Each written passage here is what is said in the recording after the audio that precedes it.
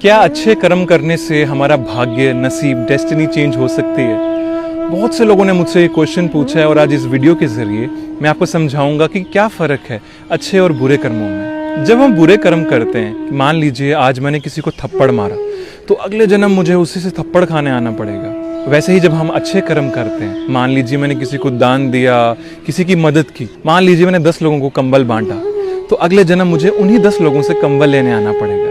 This is how the law of Karma works.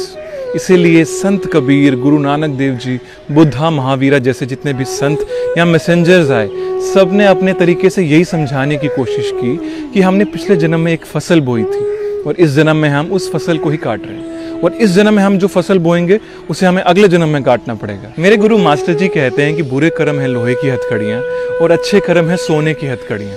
दोनों ही हमें बांध कर रखती हैं और दोनों ही हमें वापस लेकर आती हैं इस जन्म और मरण के खेल में।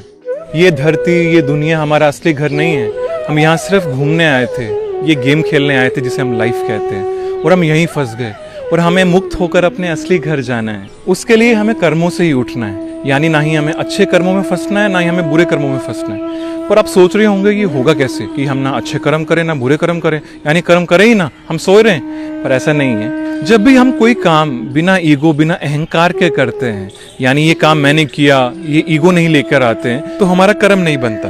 ना ही अच्छा कर्म बनता है, ना ही बुरा कर्म बनता है। मान लो आप कहते हो कि मैं व्रत रखता हूँ, मैं पूजा करता हूँ, मैं पाठ करता हूँ, मैंने दान दिया, मैंने कंबल बांटे। इन सब में ये जो मैं है ना, यही प्रॉब्लम है, यही अहंकार है कि मैं व्रत रखता हूँ, मैंने दान किया, मैंने पूजा की, मैं नॉनवेज नहीं खाता, मैं बहुत अच्छा जी।